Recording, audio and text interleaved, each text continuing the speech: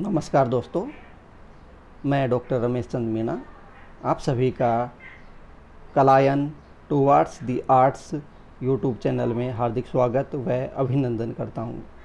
आज के हमारा जो ई व्याख्यान है उसका अध्ययन विषय है रस सिद्धांत एक परिचय।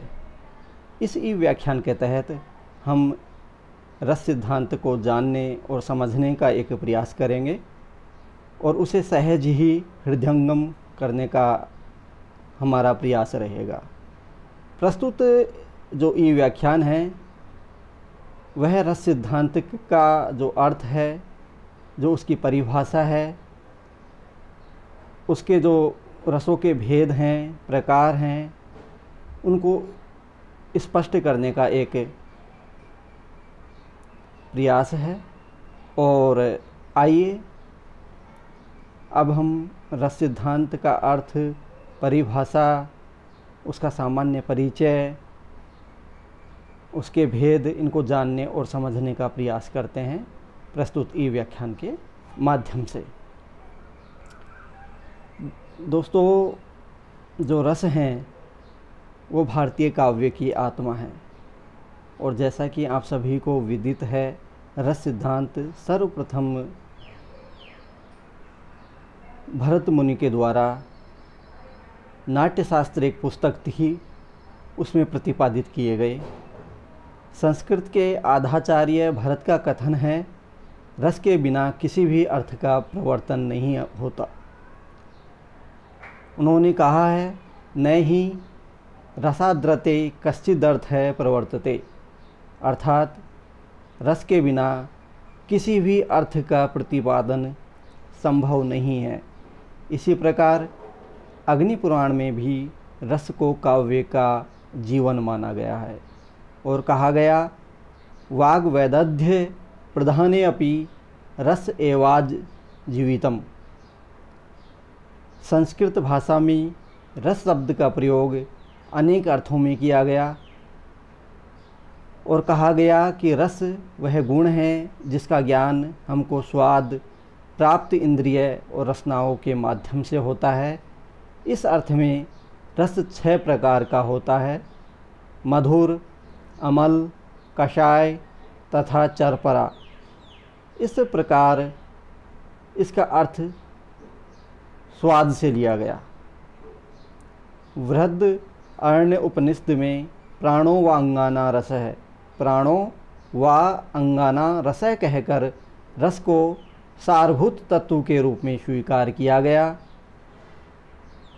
तैत्तरीय उपनिषद में स्वयं ब्रह्मा को ही रस रूप कहा गया और छांदोग्य उपनिषद है उसमें रस के 8 प्रकारों का उल्लेख करते हुए क्रमशः स्थूल से सूक्ष्म होने की संपूर्ण प्रक्रिया का विवेचन किया है। इन भूतों का रस पृथ्वी है, पृथ्वी का रस जल है, जल का रस उस पर निर्भर रहने वाले औषधियाँ हैं और औषधियों का रस पुरुष है और पुरुष का रस वाणी है और वाणी का रस ऋचा है और ऋचा का रस साम है और साम का रस उद्गिध है।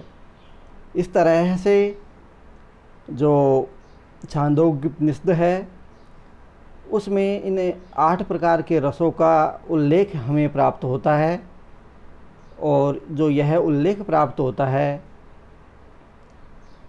वह रसों को, उसके प्रकारों को एक तरह से सरलतम रूप में समझने में हमारी सहायता और मदद करता है।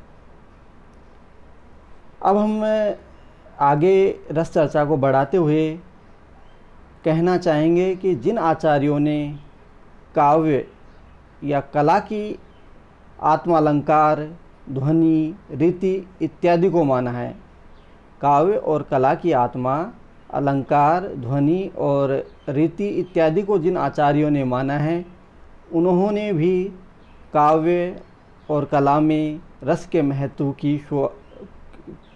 के जो महत्व है उसको स्वीकारोक्ति प्रदत्त की है। अलंकारवादी आचार्य बामह ने अपने काव्य अलंकार ग्रंथ में युक्तम लोक स्वभावेन रसश्च सकलई पृथक कहकर व आचार्य दंडी ने अपने ग्रंथ काव्यादर्श में काम सर्वो व्यालंकारो रसम अर्थे निश्चिंती कहकर काव्य में रस की स्थिति का अनुमोदन किया है। अलंकारों के क्षेत्र में रसवद अलंकार की स्थापना ही रस के महत्व की परिचायक है। रीति को काव्य की आत्मा मानने वाले आचार्य वामन ने दीप्ति, रसत्व, कांति जैसे शब्दों से काव्य अलंकार सूत्रणि ग्रंथ में रस के महत्व का प्रतिपादन किया है। श्रृंगार प्रकाशः ग्रंथ के रचयिता आचार्य भोज ने कहा है कि वाग्मय अर्थात साहित्य वक्रोक्ति, रसोक्ति और स्वभावोक्ति से युक्त है। इन सब में विशेष ग्रहण करने योग्य रसोशक्ति है। यथा वक्रोक्तिश्च रसोक्तिश्च स्वभावोविश्च वाग्मय सर्वासु ग्रहिणी तासु रसोक्ति प्रतिजानीते। रस शब्द की व्युत्पत्ति के संबंध में कहा गया है रस्यति अशो इति रस, रस्यति अशो इति रस अर्थात जो चखा जा सके वह रस है या जिससे आस्वादन मिले वही रस है। धनंजय पंडित ने भी इसी रस व्युत्पत्ति को ही स्वीकृति प्रदत्त की और कहा है आस्वादत्वात् रसः इत्युक्तः, आस्वादत्वात् रसः इत्युक्तः। तैत्तिरीयोपनिषद में स्वयं ब्रह्मा को रस रूप कहा गया है। तैत्तिरीय उपनिषद में स्वयं ब्रह्मा जी को रस के रूप में अंगीकार किया है। अस्तु रस अव्ययम लब्धांदी भवति, रस हव्याम लब्धांदी भवति। काव्य प्रकाश में आचार्य मम्मट रस का निरूपण करते हैं। अस्तु कारणान्यथ कार्यणी सहकारिणी यानी च रत्यादे स्थायिनो लोके तानि चेनाट्य काव्य विभावा अनुभावस्तत कथ्यन्ति व्यभिचारिण व्यक्तः स तय विभावै स्थायी भावो रस स्मृत। इस तरह से आचार्य मम्मट ने काव्य प्रकाश ग्रंथ में स्थायी भावों को रस का मूल माना है और कहा लोक में स्थायी रति ललनादि विषयक प्रति इत्यादि चित्त विशेष के कारण ललनादि जनक कारण तथा चंद्रोदय आदि परिपोषक कारण तथा कार्य रत्यादि जन्य कायिक वाचिक तथा मानसिक भेद से अनेक प्रकार के कटाक्ष भुजोत्प्रेक्ष भुजोत्क्षेप आदि और सहकारी रत्यादि के सहायक निर्वेद इत्यादि भाव हैं। इनका यदि नाट्य तथा काव्य में वर्णन किया जाता है तो वे रसज्ञों के द्वारा क्रमशः विभाव अनुभाव तथा व्यभिचारी भाव कहे जाते हैं। इन विभावादि के द्वारा अथवा उनके सहित सहृदय जनों के हृदय में व्यंजना द्वारा व्यक्त हुआ वह स्थायी भाव रस संप्रदाय के आचार्य द्वारा रस कहा गया। आचार्य विश्वनाथ ने भी अपने साहित्य दर्पण ग्रंथ में रस के स्वरूप को इस तरह से सुस्पष्ट किया है। यथा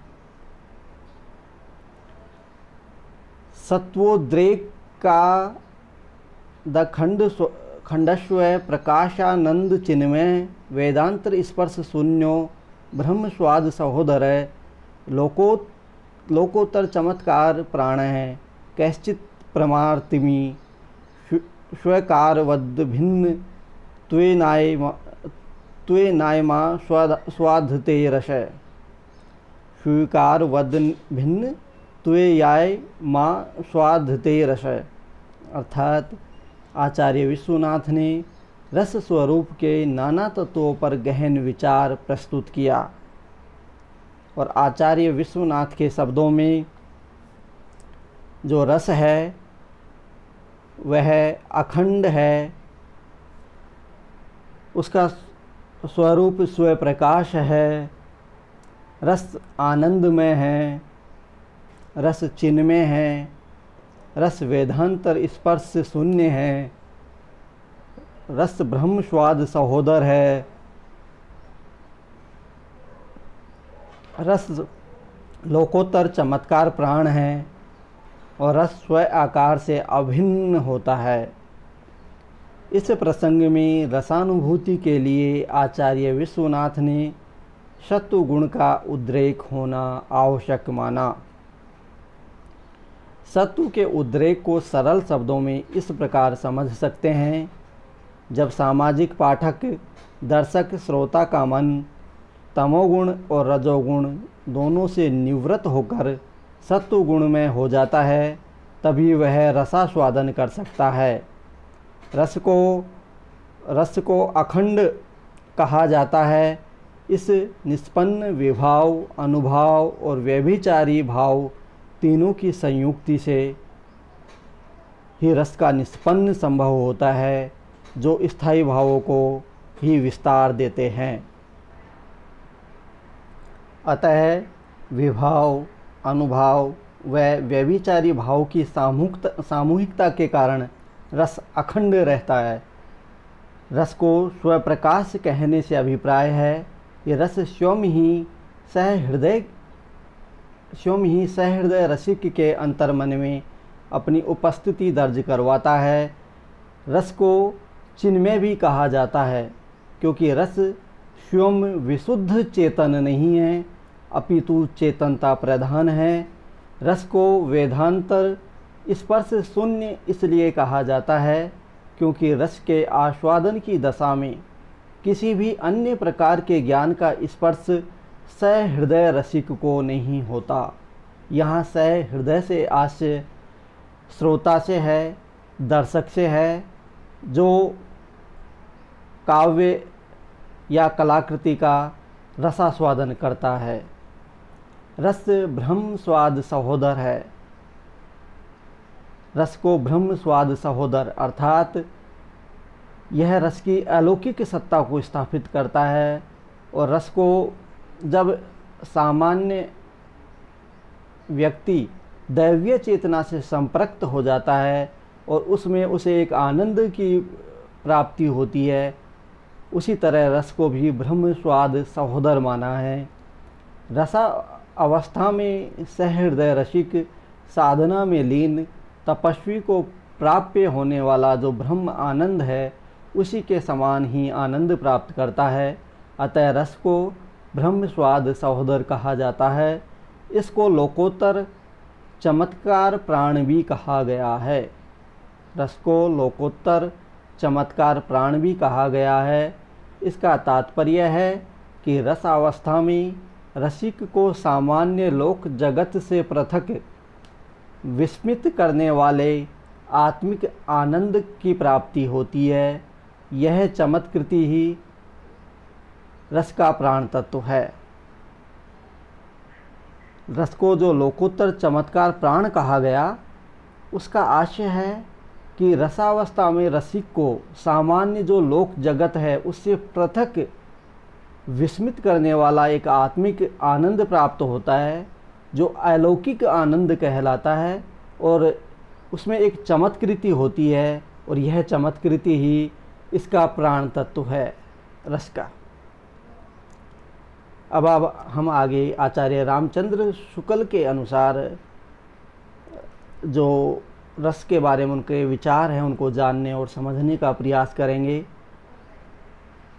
आचार्य रामचंद्र शुक्ल के अनुसार जिस प्रकार आत्मा की मुक्त अवस्था ज्ञान दशा कहलाती है, जिस प्रकार आत्मा की मुक्त अवस्था ज्ञान दशा कहलाती है, उसी प्रकार हृदय की मुक्त अवस्था रस दशा कहलाती है।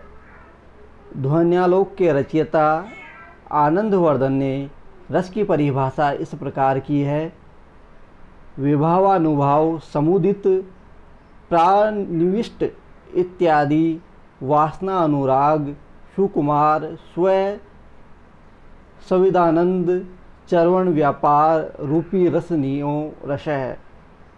आचार्य जो ध्वन्यालोक के रचयिता आनंदवर्धन जी है, उनके अनुसार उन्होंने कहा कि विभावानुभाव समुदित प्रानिविष्ट इत्यादि वासना अनुराग सुकुमार स्वय सविदानंद चरवण व्यापार रूपी रस नियो रस है। अर्थात विभाव तथा अनुभाव से दर्शक या श्रोता के चित्त में पहले से उत्पन्न और वर्तमान रति आदि वासना के अनुराग से सुकुमार होने पर निज संवेदा या ज्ञान के आनंद की चरवणा का तात्पर्य है उसकी बार बार स्मृति, पुनः स्मृति की आवर्ती ही चरवणा कहलाती है, के व्यापार के आस्वादन करने योग्य रूप को रस कहते हैं।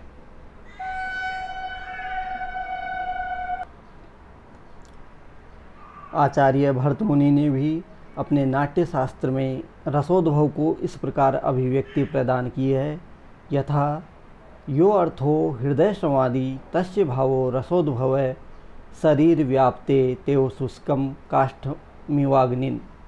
अर्थात हृदय को भाने वाला हृदय समाधि अर्थ सूखी लकड़ियों में आग की तरह शरीर में भर जाता है, तब रस का उद्भव होता है, रस का जन्म होता है। कलाओं के प्रसंग में रस अभिव्यंजनीय वस्तु होता है। सह हृदय व्यक्ति का हृदय इसका आस्वादन करता है, अतः यह स्वादनीय भी कहलाता है, अर्थात रस आस्वादन योग्य। भरत मुनि ने नृत्य संगति तथा नाटक के संदर्भ में रस की विशेष व्याख्या अपने ग्रंथ नाट्यशास्त्र में की। इनके मतानुसार विविध प्रकार के नृत्य विविध रसों की अभिव्यक्ति करते हैं। नृत्य में के साथ गाए जाने वाले गीत के सूक्ष्म स्वर उसको व्यक्त करने में सफल हो जाते हैं, जिसको काव्य मात्र भी व्यक्त नहीं कर सकता। इस प्रकार नृत्य भी रसाभिव्यक्ति का एक साधन है। कला में रस के संदर्भ में कहा है कि लियते परमानंदे ययात्मा सा परा कला, लियते परमानंदे ययात्मा सा परा कला। तो अब हाँ आगे रस के भेद, रस के प्रकार और रस के स्वरूपों को जानने का प्रयास करेंगे। अभी तक हमने रस की एक भूमिका पर चर्चा की, रस के सामान्य अर्थ और उसके सामान्य स्वरूप को और उसकी परिभाषा को समझने का प्रयास किया, जिनमें विभिन्न जो विद्वान हैं उनके विचारों को उद्धृत किया और उनके माध्यम से हमने इस रस चर्चा को और रस की भूमिका को स्थापित किया और रस मूल्य को समझने का एक प्रयास किया। दोस्तों, जो आज का विषय है रस, वह एक व्यापक विषय है, उसको हम शब्दों में बांध रहे हैं, तो यह एक कोशिश मात्र है। और इस रस की गहनता को समझने के लिए, इसकी व्यापकता को समझने के लिए हमें इसके सर्वांगीण पक्षों को समझना बहुत ज़रूरी है। और अब हम रस के स्वरूप, रस के अर्थ, परिभाषा और रस की एक भूमिका को समझने के पश्चात अब हम रसों की संख्या और रसों के जो प्रकार हैं या रसों के जो भेद हैं उनको समझने का एक प्रयास करते हैं। चलो आगे बढ़ते हैं। रस संख्या के संबंध में भारतीय काव्य शास्त्र के आदि आचार्य भरत के युग से ही मतैक्य नहीं है, अर्थात रसों की संख्या के बारे में विद्वानों में मतभेद हैं। नाट्यशास्त्र के कर्ता ने श्रृंगार, हास्य, करुण, रौद्र, वीर, भयानक, विभत्स और अद्भुत नाम से 8 रसों की चर्चा अपने ग्रंथ नाट्यशास्त्र में की है। इन 8 को भी महात्मा द्रोहिण से कहा हुआ है, ऐसा आचार्य भरत का मत है। द्रोहिण ब्रह्मा का नाम है, इसलिए 8 रसों के गणनाकार ब्रह्मा यथा श्रृंगार, हास्य, करुण, रौद्र, वीरो, भयानक, विभत्स, अद्भुत, संज्ञो, चेत्यष्टो रसा स्मृता, एते ह्वाष्टो रसा प्रोक्ता द्रोहिणेन महात्माना। भरत मुनि ने कहा है अपने ग्रंथ नाट्यशास्त्र में कि श्रृंगार, हास्य, करुण, रौद्र, वीरो, भयानका, विभत्स, अद्भुत, संज्ञो, चेत्यष्टो रसा स्मृता, एते ह्वष्टो रसा प्रोक्ता द्रोहिणेन महात्माना। अर्थात रस 8 प्रकार के हैं। प्रथम श्रृंगार, दूसरा हास्य, तीसरा करुण, चौथा रौद्र, 5वां वीर, 6वां भयानक, 7वां विभत्स और 8वां अद्भुत। ये 8 रस स्मृति, यानी इनको 8 रसों को, इन 8 रसों को रसों की रूप में गणना की जानी चाहिए, रसा स्मृता। और साथ ही आचार्य भरत मुनि ने अपने ग्रंथ नाट्यशास्त्र में यह भी कहा कि इन 8 रसों को एक तरह से इनको मान्यता महात्मा द्रोहिणेन ने की है। द्रोहिणेन स्वयं ब्रह्मा का स्वरूप हैं, अतः रसों की इन 8 गणनाओं को ब्रह्मा से इनका उद्भव माना जा सकता है। भरत मुनि ने इन रसों की उत्पत्ति हेतु स्रोतभूत रस 4 माने हैं, यथा श्रृंगार, रौद्र, वीर तथा विभत्स। अर्थात इन 8 रसों में से 4 रस मूल रस माने हैं, और वो मूल रस हैं श्रृंगार, रौद्र, वीर तथा विभत्स। इनमें श्रृंगार से हास्य की, रौद्र से करुण की, वीर से अद्भुत की तथा विभत्स से भयानक रस की उत्पत्ति मानी जाती है।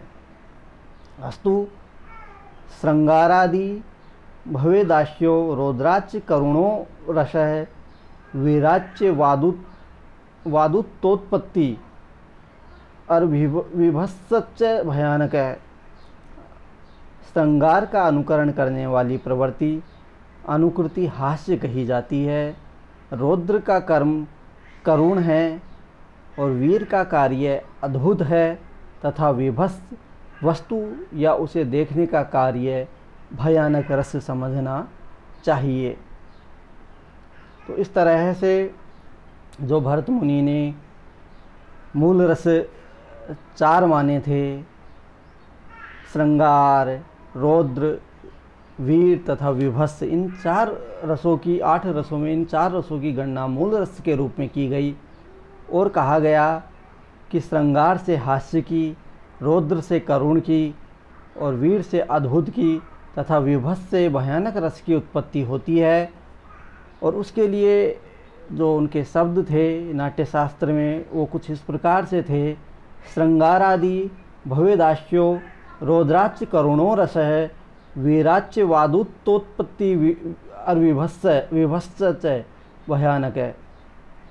श्रृंगार का अर्थात श्रृंगार का अनुकरण करने वाली जो प्रवृत्ति है, जो अनुकृति है, वो हास्य कही जाती है। रौद्र का कर्म करुण कहा जाता है, वीर का कार्य अद्भुत है तथा विभत्स वस्तु या उसे देखने का कार्य भयानक रस समझना चाहिए। अब हम आगे बढ़ते हैं। प्रागारानुकृतिर्या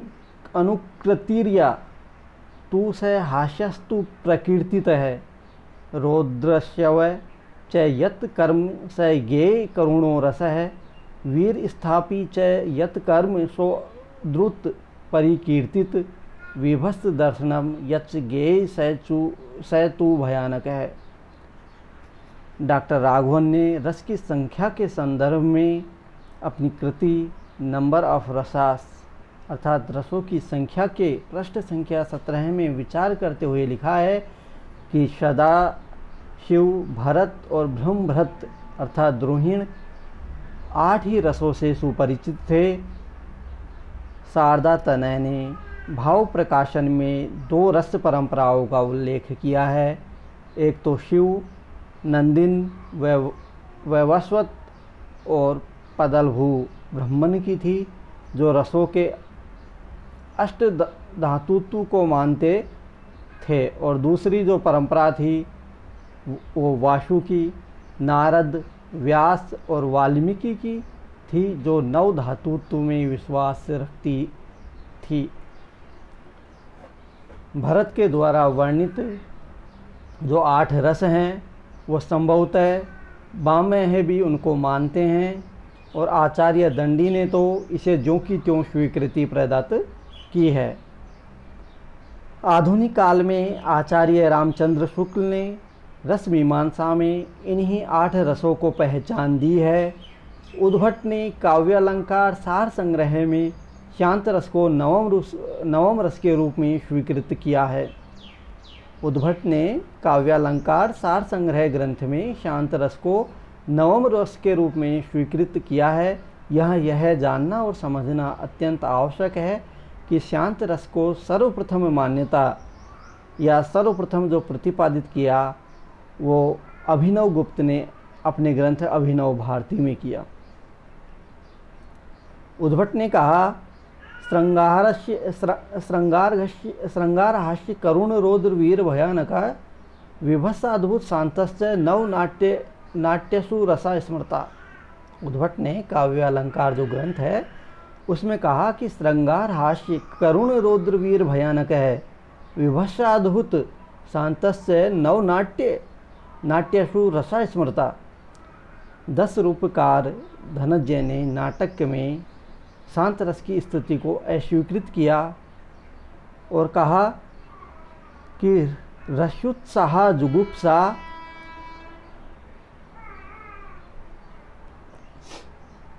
जो 10 रूपकार धनंजय हैं उन्होंने नाटक में शांत रस की स्थिति को अस्वीकृत किया और कहा कि रस्युत्साह जुगुप्सा क्रोधो हास्य स्मयो भयम शोकः सम अपि क्रोचित प्राहु पुष्टि नाट्यतु नैतस्य। अर्थात उन्होंने नाटक में शांत रस की स्थिति को पूर्णतः अस्वीकृत कर दिया। मार्कंडेय मुनि ने विष्णु धर्मोत्तर पुराण में 9 प्रकार के रस चित्रों का उल्लेख किया और कहा कि श्रृंगार हास्य करुण रौद्र वीर भयानक है, श्रृंगार हास्य करुण रौद्र वीर भयानक है, विभत्स अद्भुत शांतश्च नव चित्र रसा स्मृता। मार्कंडेय मुनि ने विष्णु धर्मोत्तर पुराण में 9 प्रकार के रस चित्रों का उल्लेख करते हुए कहा कि श्रृंगार हास्य करुण रौद्र वीर भयानक है, विभत्स अद्भुत शांतश्च नव चित्र रसा स्मृता।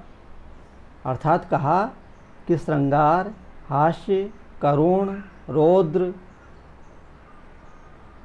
वीर भयानक विभत्स अद्भुत शांत इत्यादि 9 चित्र रसों के रूप में याद किए जाने चाहिए या स्मृति करने योग्य हैं। आचार्य मम्मट ने नाट्य काव्य दोनों के लिए सामान्य रूप से 8 रसों को ही अभिव्यक्ति प्रदत्त की, तथापि शांतोपि नवमो रस स्मृत कहकर शांत रस की सत्ता को भी स्वीकृति प्रदत्त की। आचार्य मम्मट ने काव्य और नाटकों में 8 ही रसों को मान्यता प्रदत्त की, फिर भी उन्होंने शांत रस के अस्तित्व को भी स्वीकार किया और कहा कि शांतोपि नवमो रस स्मृता, और इस तरह से कि शांत भी एक नए रस के रूप में याद किए जाने योग्य है, स्मृति किए जाने योग्य है। फिर भी उन्होंने 8 ही रसों को एक तरह से मान्यता प्रदत्त की। आचार्य क्षेमेंद्र ने औचित्य विचार चर्चा में 9 रसों का व्याख्यान किया। भानुदत्त ने रस तरंगिणी में, नाट्य में 8 व काव्य में शांत सहित 9 रसों को मान्यता प्रदत्त की। पंडित जगन्नाथ ने भी नवरसवाद को ही पुष्ट किया। कविवर अयोध्या सिंह उपाध्याय हरिओध ने रस कलश में 9 रसों का विवेचन किया। आचार्य भोज ने भरत द्वारा निरूपित 8 रस हैं, उनकी चर्चा के पश्चात प्रियान, शांत, उदात्त और उद्धत रसों का भी विवेचन किया। यहाँ यह जानने और समझने या सीखने का एक तरीका है कि अब तक हमने 8 रसों का परिचय प्राप्त किया और कहीं कहीं बाद के आचार्य अभिनव गुप्त की अभिनव भारती के बाद 9वां रस शांत को भी मान्यता मिलती दिखाई दी। और आज के इस समय में जो शांत रस है उसको समाविष्ट करते हुए जो नवरस की प्रथा है वो ही सर्वाधिक प्रबल रस परंपरा रही है और इन 9 रसों को ही रस के रूप में आज एक तरह से प्रतिपादित किया गया है। पर हम आचार्य भोज का जो रस प्रकारों पर चर्चा को देखते हैं तो पाते हैं कि उन्होंने 8 रसों की जो भरत मुनि के द्वारा प्रतिपादित थे उनकी चर्चा करने के पश्चात प्रियान, शांत, उदात्त और उद्धत रसों का विवेचन किया। इतना ही नहीं, सरस्वती कंठाभरण के 5वें परिच्छेद में आचार्य भोज ने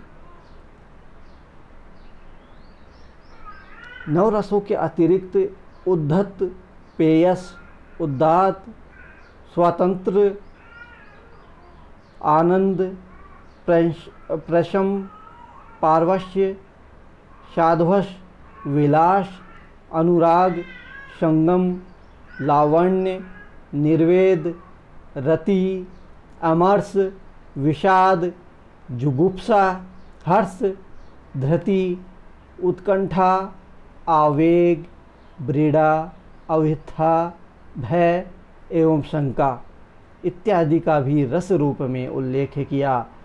इस तरह से आचार्य भोज ने अपनी पुस्तक सरस्वती कंठाभरण में रस को व्यापक विस्तार दिया और रस के प्रकारों को एक तरह से आगे बढ़ाने का प्रयास किया। भोज को तो रसानंत्यवाद का समर्थक आचार्य कहा जाता है। इस तरह से आचार्य भोज को रसानंत्यवाद का समर्थक आचार्य कहा जाता है, अर्थात आचार्य भोज ने रस को अनंत माना, रस की सत्ता को अनंत मान करके स्वीकार किया। इस तरह से आचार्य भोज रस अनंतवाद के समर्थक आचार्य कहे गए। काव्य अलंकार के रचनाकार आचार्य रुद्रट ने भी प्रियान रस को 10वें रस के रूप में मान्यता प्रदत्त की। जो काव्य अलंकार के रचनाकार आचार्य रुद्रट है उन्होंने भी नवरस परंपरा के अतिरिक्त प्रियान रस को 10वें रस के रूप में मान्यता प्रदत्त की। आचार्य विश्वनाथ ने वात्सल्य रस को स्वीकृति देकर वत्सल रस को 10वां रस माना। यहाँ यह जानना और समझना अत्यंत महत्वपूर्ण हो जाता है कि किस तरह से आचार्य विश्वनाथ ने नवरस परंपरा के अतिरिक्त जो माता पिता का पुत्र और पुत्री के प्रति या अपने संतान के प्रति जो प्यार है, उसको जो वात्सल्य है, उसको वत्सल रस के रूप में 10वें रस के रूप में मान्यता एक तरह से प्रदत्त की। स्फुट चमत्कारितया वत्सलम च रसम विदु स्थायी वत्सला स्नेह पुत्राधलंबन मतम। और जो वात्सल्य है उसका जो भाव है वत्सल, अपनी संतान के प्रति माता और पिता का जो प्रेम है, उसकी चमत्कृति को रस रूप में अंगीकार कर आचार्य विश्वनाथ ने वत्सल रस को दसवें रस के रूप में, दशम रस के रूप में मान्यता प्रदत्त की। आचार्य नगेंद्र ने भी रस सिद्धांत ग्रंथ में 9 रसों के साथ वत्सल रस को भी मान्यता दी। यहाँ यह जानना और समझना और अधिक महत्वपूर्ण हो जाता है कि आचार्य विश्वनाथ की तरह ही आचार्य नगेंद्र ने भी अपने रस सिद्धांत ग्रंथ में 9 रसों के साथ वत्सल रस को भी मान्यता दी। आचार्य रूप गोस्वामी ने भक्ति रसामृत सिंधु और उज्ज्वल नीलमणि, आचार्य रूप गोस्वामी ने भक्ति रसामृत सिंधु और उज्ज्वल नीलमणि नामक ग्रंथों में भक्ति को रस रूप में प्रतिष्ठित। इस तरह हम देखते हैं कि आचार्य रूप गोस्वामी ने भक्ति रस को प्रतिष्ठित किया, उसका प्रतिपादन किया।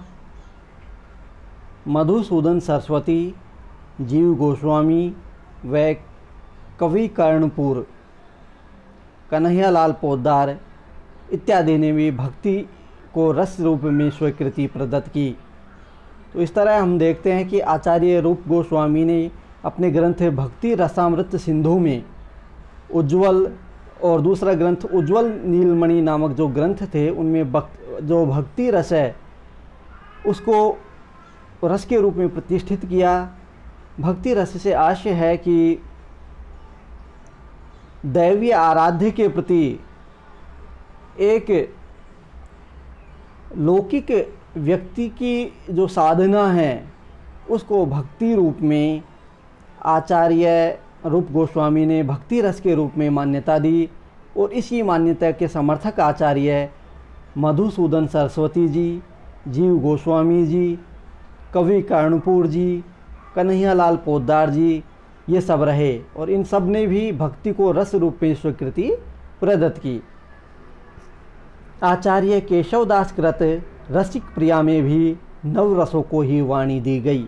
आचार्य केशवदास ने अपने ग्रंथ रसिक प्रिया में 9 रसों को मान्यता दी, 9 रस परंपरा को महत्व दिया और 9 रसों को मुख्य रस माना। और कहा कि प्रथम सिंगार सुहास्य रस, प्रथम सिंगार सुहास्य रस, करुण रौद्र सुवीर, भय विभत्स बखान ये, अद्भुत शांत सुधीर। तो आचार्य जो केशवदास है, उन्होंने जो अपने ग्रंथ था उसमें 9 रसों को मान्यता दी और कहा कि प्रथम सिंगार सुहास्य रस, करुण रौद्र सुवीर, भय विभत्स बखान ये, अद्भुत शांत सुधीर। वाह वाह वाह। तो इस तरह से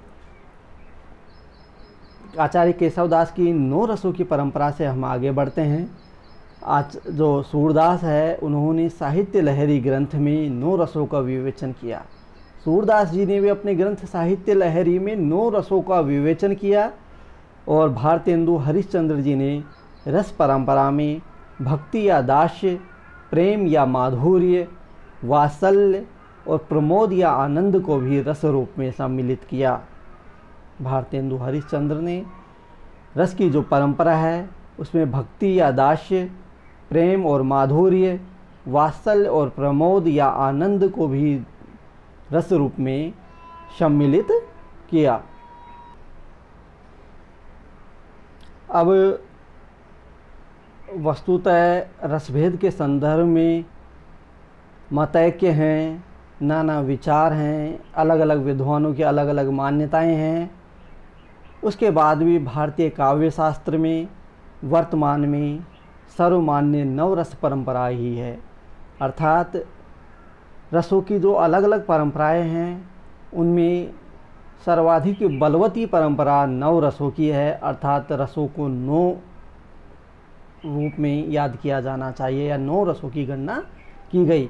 यह मान्यता इस मान्यता के सर्वाधिक समर्थक हैं और यह सबसे प्रबल मान्यता है जिसकी कसौटी पर काव्य और कला को कसा और परखा जाता है। ये नौरस परंपरा भारतीय जो रस परंपरा है उसका एक तरह से मूल है। अब हम जो इन 9 रस हैं उनको पृथकतः अलग अलग रूप में उनके अर्थ, उनके स्थायी भाव, उनके रंग, उनके देवता इत्यादि को जानने और समझने का प्रयास करते हैं। चलो क्रमशः हम आगे बढ़ते हैं। तो जो प्रथम रस है वह है श्रृंगार। तो श्रृंगार रस रति नामक स्थायी भाव से उत्पन्न होता है, प्रवृत्त होता है तथा यह उज्ज्वल वेशात्मक स्वरूप का होता है। संसार में शुभ्र, पवित्र, उज्ज्वल, तेज संपन्न तथा दर्शनीय हो, यह श्रृंगार के द्वारा निर्देशित अर्थात उपमा दिया हुआ होता है। स्त्री पुरुष की एक दूसरे के विषय में प्रेम नामक जो चित्तवृत्ति होती है उसी को रति रक्षक स्थायी भाव कहते हैं। उसी को रति रक्षक स्थायी भाव कहते हैं। स्त्री और पुरुष की एक दूसरे के विषय में जो प्रेम नामक चित्तवृत्ति है वही रति स्थायी भाव कहलाती है। स्त्री पुंस योर्न्योलंबन, स्त्री पुंस योर्न्योन्यालंबन परमाख्यश्चित्तवृत्ति विशेषो रति स्थायी भाव है। पुनः दोहराते हैं। स्त्री पुंस योर्न्योलंबन, स्त्री पुंस योर्न्योन्यालंबन परमाख्यश्चित्तवृत्ति विशेषो रति स्थायी भाव है। श्रृंगार रस के अधिकारी देवता विष्णु या कामदेव को माना जाता है। श्रृंगारो विष्णु देवत्यो अर्थात श्रृंगार रस के देवता विष्णु ठहरते हैं। यह भरत मुनि ने अपने ग्रंथ नाट्य शास्त्र में स्पष्ट किया। और श्रृंगार रस का आधिकारिक जो रंग है वह श्याम वर्ण यानी नीला रंग माना जाता रहा है। श्यामो भवति श्रृंगार है अर्थात श्याम रंग श्रृंगार रस का आधिकारिक रंग है। यह भरत मुनि की पुस्तक नाट्य शास्त्र में उद्धृत है। श्रृंगार रस के 2 प्रकार हैं, संभोग तथा विप्रलंभ। तत्र श्रृंगारस्य द्वभेदो संभागो और विप्रलंभस्य।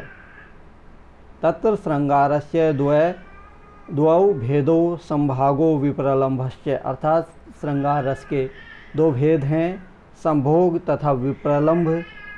इनको हम संयोग और वियोग श्रृंगार भी कहते हैं।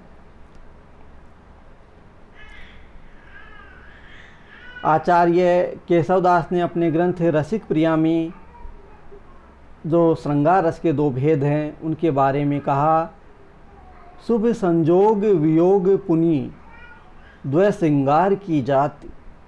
शुभ संजोग वियोग पुनि है, शुभ संजोग वियोग पुनि द्वय श्रृंगार की जात अर्थात श्रृंगार रस के 2 भेद हैं, शुभ संजोग यानी संयोग और वियोग। अब हम संयोग जो श्रृंगार है उसको जानने और समझने का प्रयास करते हैं। दंपति के परस्पर दर्शन, श्रवण, स्पर्श, आलिंगन, संलाप आदि द्वारा पूर्णता को प्राप्त होने वाला रति नामक मनोविकार संयोग श्रृंगार कहलाता है। जो स्त्री और पुरुष दंपति हैं वो उनके आपस के परस्पर दर्शन, श्रवण, स्पर्श, आलिंगन, संलाप आदि द्वारा जो पूर्णता को प्राप्त होने वाला रति नामक मनोविकार संयोग श्रृंगार कहलाता है। संयोग श्रृंगार को ही संभोग श्रृंगार कहा जाता है। संयोग शब्द का तात्पर्य यहाँ स्त्री पुरुषों, दंपति या प्रेमी युगल का एक साथ एक स्थान पर रहना मात्र नहीं है। यदि उनमें ईर्ष्या मान इत्यादि रहता है, तब भारतीय काव्य आचार्य विप्रलंभ श्रृंगार को ही वर्णित सामान्यतः करते आए हैं। अब जो वियोग श्रृंगार है, विप्रलंभ श्रृंगार है, उसको हम समझते हैं। प्रिय के परस्पर दर्शन, श्रवण, आलिंगन, संलाप आदि के संबंध के अभाव में उद्भुत होने वाला रति स्थायी भाव वियोग श्रृंगार कहलाता है। वियोग श्रृंगार को ही विप्रलंभ श्रृंगार कहा जाता है। वियोग शब्द से यहाँ अभिप्राय मात्र स्त्री पुरुषों, दंपति या प्रेमी युगल का अलग अलग जगह पर रहना मात्र नहीं है। श्रृंगार रस को कवि केशवदास ने रसिक प्रिया में रस नायक की संज्ञा दी। श्रृंगार रस को रस नायक कहा जाता है, रसों का राजा कहा जाता है श्रृंगार रस। आचार्य केशवदास ने रसिक प्रिया में श्रृंगार रस के बारे में कहा, न बहु रस के भाव बहु तिनके भिन्न विचार। न बहु रस के भाव बहु तिनके भिन्न विचार, सबको केशवदास हरि नायक है श्रृंगार। सबको केशवदास हरि नायक है श्रृंगार। तो इस तरह से आचार्य केशवदास ने श्रृंगार रस को रस नायक की संज्ञा दी, रस राजा की संज्ञा दी है। अब हम अगले रस पर चर्चा करते हैं। जो दूसरा रस है वो है हास्य रस। हास्य रस का स्वरूप हास्य नामक जो स्थायी भाव वाला होता है, यह अन्य व्यक्ति के विकृत वेशभूषा, अलंकार, दिठाई, चंचलता, कुहुक, व्यर्थ बकवास, हीन अवयवों के दर्शन, दोषों के देखने, हीनता या अन्य ऐसे ही दुर्गुणों के कारण तथा इसी प्रकार की अन्य बातों वाले विभावों के उत्पन्न होने से व्यंजित होता है। इसका अभिनय होठ, नाक, गले के फड़काने, दृष्टि को सिकुड़ने या फैलाने, मुंह के लाल होने तथा बगल झांकने आदि अनुभवों के द्वारा किया जाता है। इसमें रहने वाले संचारी भाव हैं आलस्य, अविथा, तंद्रा, निद्रा, स्वपन, प्रबोध, असूया इत्यादि। यह हास्य दो प्रकार का होता है, आत्मस्थ और परस्थ। जब मनुष्य स्वयं हंसने लगे तो आत्मस्थ हास्य होता है। जब किसी वाणी, दृश्य या कथन को देखकर स्वयं हंसे तो आत्मस्थ हास्य रस, और जब वाणी, दृश्य और अपने कथनों के माध्यम से दूसरे को हंसावे तो परस्थ हास्य रस कहा जाता है।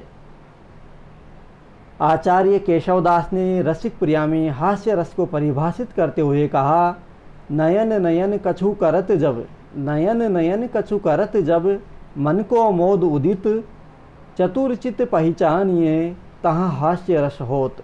चतुरचित पहचानिए तहाँ हास्य रस होत।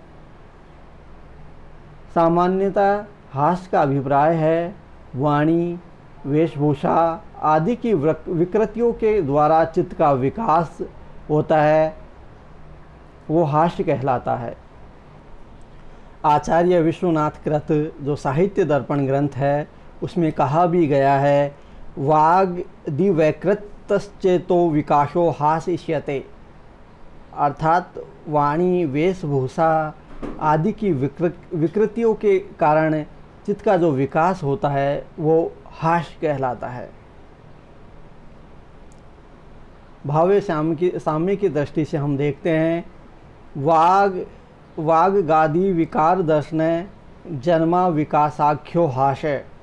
यह आचार्य जो पंडित जगन्नाथ हैं उन्होंने रस गंगाधर ग्रंथ में कहा है, हास्य रस के आधिकारिक जो देवता हैं वो प्रमथ गण हैं।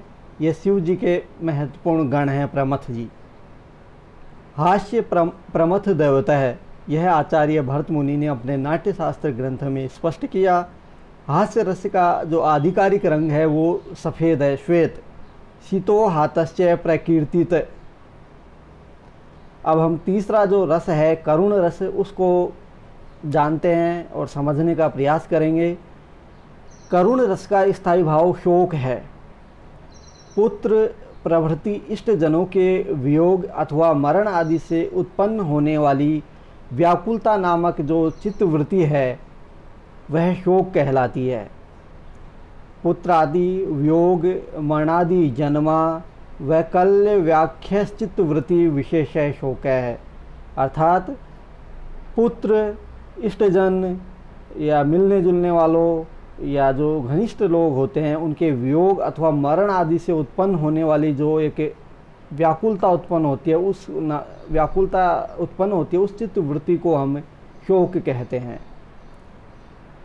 करुण रस जो कि शोक स्थायी भाव से उत्पन्न होता है, यह शाप, पतन, प्रियजन, वियोग, संपत्तिहीन, मृत्यु, बंधन, भगदड़, दुर्भाग्यवश चोट लग जाना तथा अन्य कष्टों की उपलब्धि होने वाली विभव से उत्पन्न होता है। इसका अभिनय अश्रुपात, प्रलाप, मुख का सूख जाना, मुंह उतर जाना यानी विवर्ण हो जाना, शरीर की शिथिलता, उशासे लेना, स्मृति लोप आदि अनुभवों द्वारा किया जाता है। इसमें निर्वेद, ग्लानि, चिंता और सुख के आवेग, भ्रम, मोह, भय, विषाद, दैन्य, व्याधि, जड़ता, उन्माद, अपस्मार, त्रास, आलस्य, मरण, स्तंभ, वेपथु, वैवर्ण्य, अश्रु तथा स्वर भेद आदि संचारी भाव तथा सात्विक भाव होते हैं। प्रिय व्यक्ति की मृत्यु अथवा अमंगलकारी समाचार या शब्दों के श्रवण तथा चित्त को आघात पहुंचाने वाले भावों द्वारा करुण रस उत्पन्न होता है। मंच पर इसे प्रदर्शित करते समय जोर से रोना, मूर्छा, पश्चाताप, विलाप, देह को पटकना तथा पीटने के अनुभवों को प्रस्तुत किया जावे। आचार्य केशवदास ने रसिक प्रिया में करुण रस को परिभाषित करते हुए कहा है कि प्रिय के विप्रियकरण में आनी करुण रस होत, ऐसो वरन बखानिए जैसे तरुण कपोत।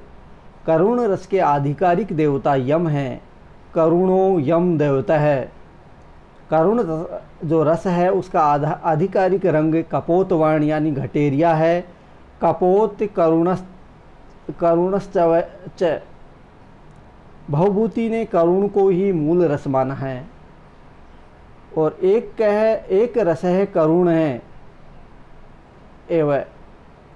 तो हम यहाँ देखते हैं कि आचार्य जो भवभूति हैं उन्होंने करुण रस को सर्वाधिक प्राथमिकता दी और करुण रस को ही मूल रस के रूप में स्वीकृत किया। और यह आचार्य भरत मुनि ने अपने ग्रंथ उत्तर रामचरित में इस जो करुण रस है उसका महत्व प्रतिपादित करते हुए लिखा कि एक है रस है करुण एवं, अर्थात करुण सभी रसों में मूल रस है। अब हम जो नवरसों की परंपरा है उसमें चौथे रस में के बारे में, रौद्र रस के बारे में जानने और समझने का प्रयास करते हैं। चलो आगे बढ़ते हैं। इसी क्रम में रौद्र रस का क्रोध स्थायी भाव होता है तथा इसका उद्भव राक्षस, दानव तथा उद्धत प्रकृति के मनुष्यों में संग्राम के द्वारा होता है। यह क्रोध बलात् खींचना, आघर्षण, दुर्वचन, अपमान, असत्य वचनों द्वारा आरोप, कठोर वचन, द्रोह, मात्सर्य आदि विभावों द्वारा उत्पन्न होता है।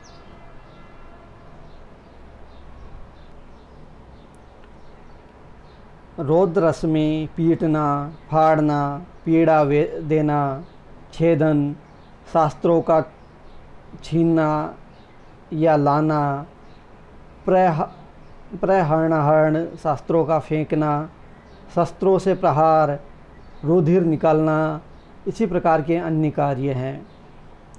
इसका अभिनय रक्त नयन और स्वेद प्रसार, भ्रकुटी चढ़ाना, दांत और होठों को चबाना, गालों का फुलाना, और हाथों का मसलना आदि अनुभव द्वारा किया जाता है।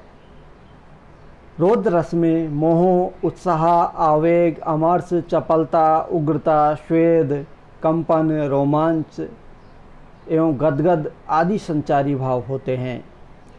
गुरु अथवा पुत्र प्रभृति बंधु की हत्या आदि परम असहनीय अपराध से उत्पन्न होने वाली प्रज्वलन जलन नामक चित्तवृत्ति क्रोध कहलाती है। पंडित जगन्नाथ ने रस गंगाधर में कहा है, गुरु बंधु वदादि परमापराध जन्मा प्रज्वलनाख्य क्रोध है। आचार्य केशवदास ने रसिक प्रियामी रौद्र रस को कुछ इस तरह से व्याख्यायित किया, होई रौद्र रस क्रोध में विग्रह उग्र शरीर, अरुण वरण बरनत सबई, कही केशवमति धीर। आचार्य केशवदास ने रसिक प्रिया ग्रंथ में रौद्र रस के बारे में कहा, होई रौद्र रस क्रोध में विग्रह उग्र शरीर, अरुण वरण वर्णत सबई, कही केशवदास मति धीर। रौद्र रस के आधिकारिक देवता रुद्रदेव हैं। रौद्र रुद्रादि दैवत्य। रौद्र रस का आधिकारिक रंग लाल अर्थात रक्त है। रक्तो रौद्र प्रकीर्तित है। अब हम अगले रस वीर रस को जानने और समझने का प्रयास करते हैं। जो पांचवा वीर रस है उसको जानते हैं और इसी क्रम में आगे बढ़ते हैं। वीर रस उत्तम प्रकृति के पुरुषों में अवस्थित उत्साह स्थायी भाव वाला होता है। यह प्रत्युत्पन्न मतित्व, असमोह, अध्यवसाय, नीति, विनय, बल, सैन्य, पराक्रम, शक्ति, प्रताप, प्रभाव आदि विभावों द्वारा उत्पन्न होता है। इसका अभिनय स्थिरता, धैर्य, शौर्य, त्याग, चातुर्य आदि अनुभवों के द्वारा करना चाहिए। इसमें धृति, मति, गर्व, आवेग, उग्र, अमर्ष, स्मृति, रोमांच आदि संचारी तथा सात्विक भाव होते हैं। अध्यवसाय, विषाद, विस्मय एवं मोह शून्यता, सतर्कता तथा इसी प्रकार के अन्य विशिष्ट अर्थों द्वारा उत्साहात्मा वीर रस उत्पन्न होता है। दूसरों के पराक्रम तथा दान आदि के स्मरण से उत्पन्न होने वाली उन्नतता नामक चित्तवृत्ति को उत्साह कहते हैं। पर पराक्रम, दान, दि स्मृति जन्मा अनंताख्य उत्साह अर्थात उन्नतता नामक जो चित्तवृत्ति है वो उत्साह में परिणित होती है। कहीं कहीं कार्यारंभेषु सरंभ स्थिनुत्साह उच्यते अर्थात उपस्थित कार्यों में उत्कट आग्रह उत्साह कहलाता है। यह कहा गया है। आचार्य केशवदास ने रसिक प्रियामी वीर रस के लक्षण को कुछ इस रूप में या इस तरह से स्पष्ट किया है। होई वीर उत्साह में गौर वर्ण द्वितीय अंग, अति उदार गंभीर कही केशव पाई प्रसंग। वीर रस के आधिकारिक देवता महेंद्र हैं। वीरो महेंद्र देवै। वीर रस का आधिकारिक रंग गौर वर्ण है अर्थात चमकीला सफ़ेद वर्ण। गौरो वीरस्तु विगेय। अब हम अगले रस जो छठा रस है भयानक रस उसकी चर्चा करते हैं। भयानक रस का जो स्थायी भाव है वह भय होता है। यह अट्ठास, विकृत शब्द, हिंसक जंतुओं के दर्शन, शब्द तथा रुदन, सियार तथा उल्लू के या पिशाच, भूत प्रेत आदि के द्वारा त्रास, उद्वेग, शून्य अर्ण एवं ग्रह में प्रवेश, आत्मीय व्यक्ति के वस्त्र तथा बंधन का दर्शन, श्रवण तथा कथन आदि विभावों के द्वारा उत्पन्न होता है। इसका अभिनय धुंधते हुए हाथ, पैर तथा फड़कते हुए नेत्रों, रोमांच, मुंह का उतर जाना तथा स्वर भेद आदि अनुभवों द्वारा करना चाहिए। इसमें स्तंभ, स्वेद, गदगद हो जाना, रोमांच, स्वर भेद, वैवर्ण्य, शंका, मोह, दैन्य, आवेग, जड़ता, त्रास, अपस्मार, मरण आदि संचारी तथा सात्विक भाव होते हैं।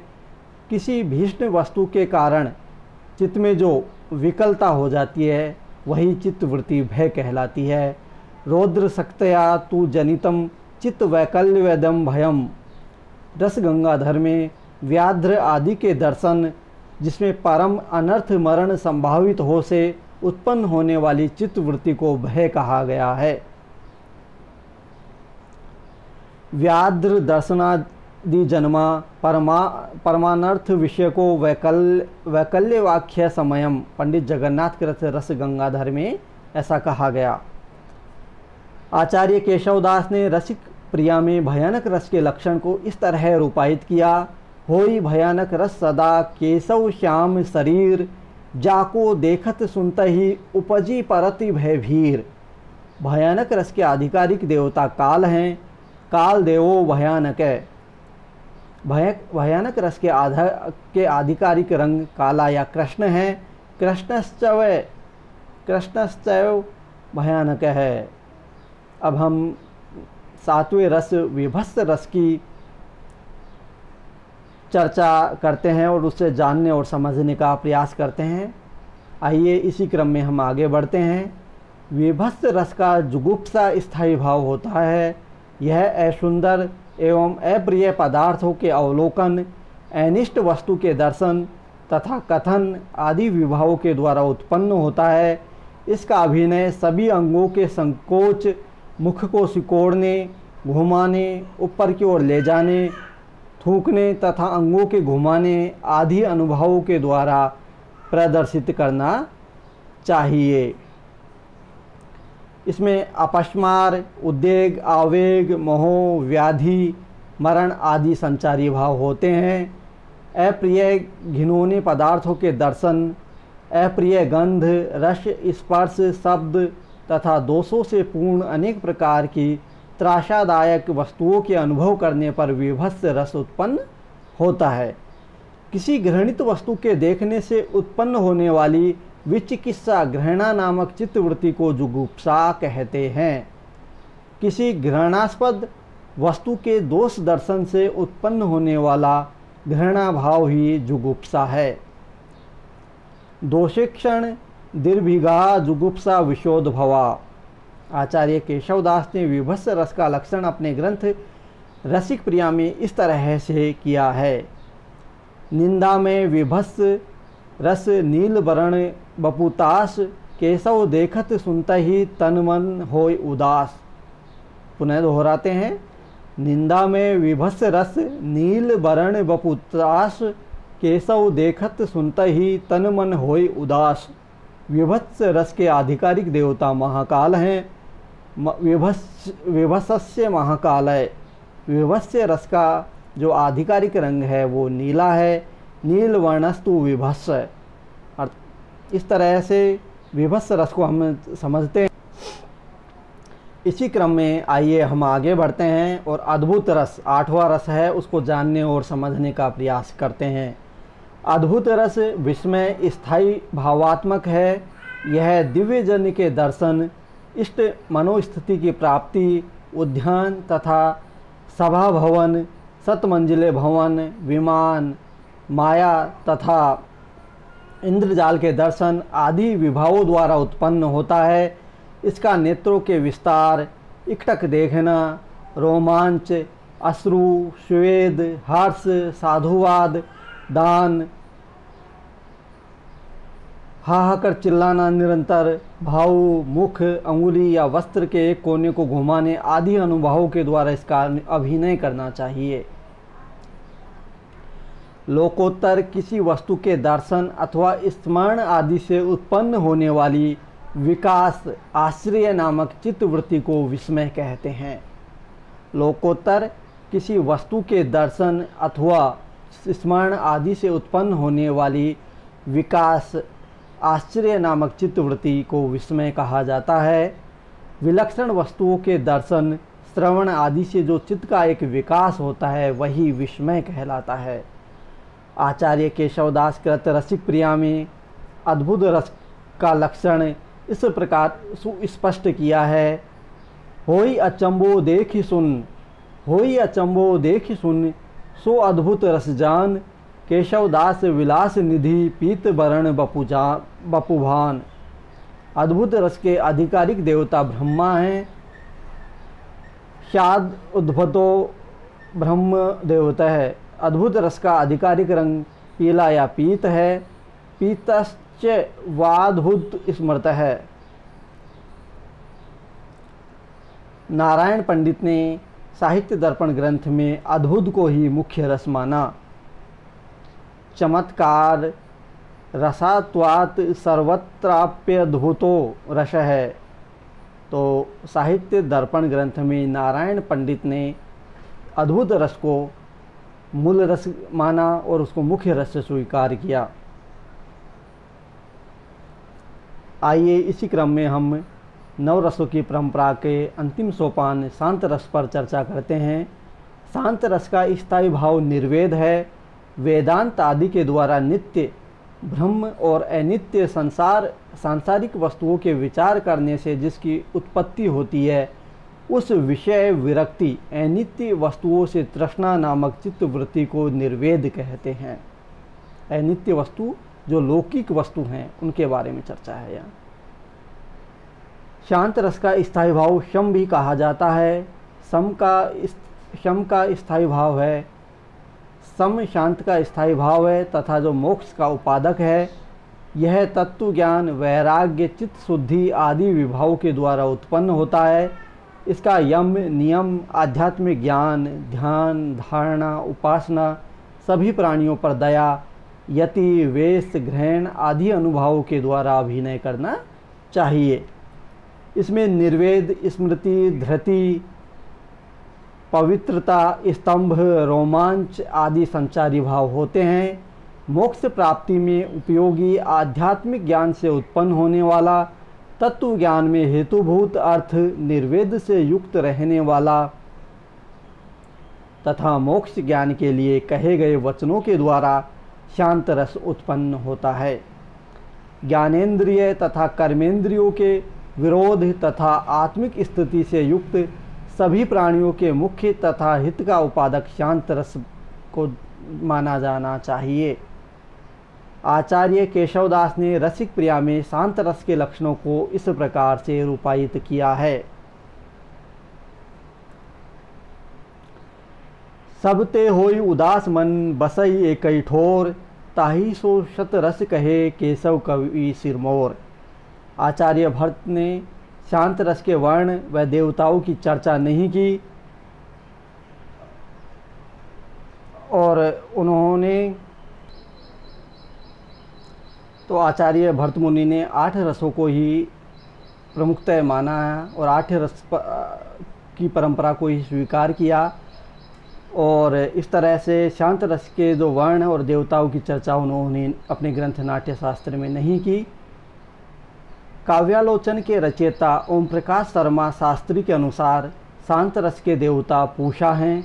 वह शांत रस का रंग अरुण माना जा सकता है।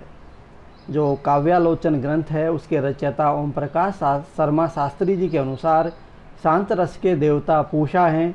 वह शांत रस का रंग अरुण माना जा सकता है। अभिनव गुप्त ने अपने ग्रंथ अभिनव भारती में शांत रस को मुख्य रस के रूप में स्वीकार किया। आचार्य अभिनव गुप्त ने अपने ग्रंथ अभिनव भारती में शांत रस को मुख्य रस के रूप में स्वीकार किया और सर्वप्रथम जो शांत रस को नवम रस के रूप में स्वीकारोक्ति दी वो आचार्य अभिनव गुप्त ने ही अपने ग्रंथ अभिनव भारती में दी। यहाँ यह जानना और समझना महत्वपूर्ण हो जाता है कि अभिनव गुप्त ने ही सर्वप्रथम 8 रसों की परंपरा से अलग हट करके 9वें रस के रूप में शांत रस को महत्व दिया और शांत रस को नवम रस के रूप में स्वीकारोक्ति दी और उसके बाद शांत रस 9वें रस के रूप में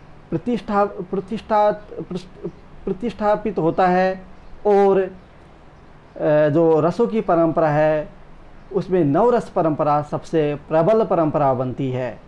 इस तरह से हमने रसों की भूमिका पर चर्चा की रसों का अर्थ और परिभाषा को इस ई व्याख्यान में जानने और समझने का प्रयास किया।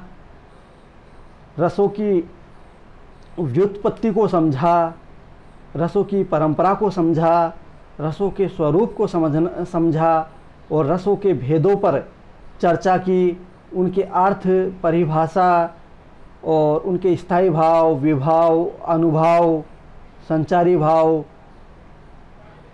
को समझा, रसों का वर्ण समझा, रसों के देवता समझे। इस तरह से हमने रस परंपरा पर एक विस्तृत और व्यापक चर्चा करने का इस ई व्याख्यान के माध्यम से प्रयास किया है। आशा है कि आप इस ई व्याख्यान के माध्यम से रसों के परिचय, इस तरह से हम इस ई व्याख्यान के माध्यम से रसों को सहज और व्यापक रूप में समझने का प्रयास करते हैं। आशा है कि यह ई व्याख्यान पाठकगण और दर्शकगणों को कि जो रस से संबंधित अनेक समस्याएं हैं, अनेक उलझनें हैं, उनकी जो जिज्ञासाएं हैं, उनका अवश्य शमन करेगा। प्रस्तुत ई व्याख्यान जो एक तरह से शोध आलेख है, उसका एक हिस्सा है और उसमें हमने प्रस्तुत ई व्याख्यान में अलग अलग विद्वानों और अलग अलग विचारकों के विचारों का यहाँ समावेश किया है। उसके लिए हम उनके आभारी हैं।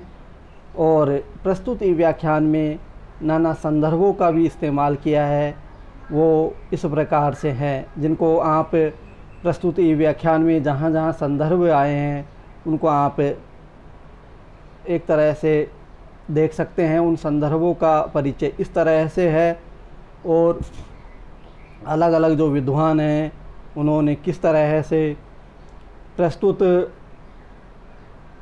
जो ई व्याख्यान हैं उनमें उनके विचारों का समावेश किया है और इस ई व्याख्यान को एक तरह से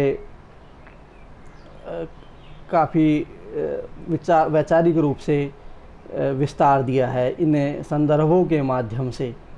इस तरह से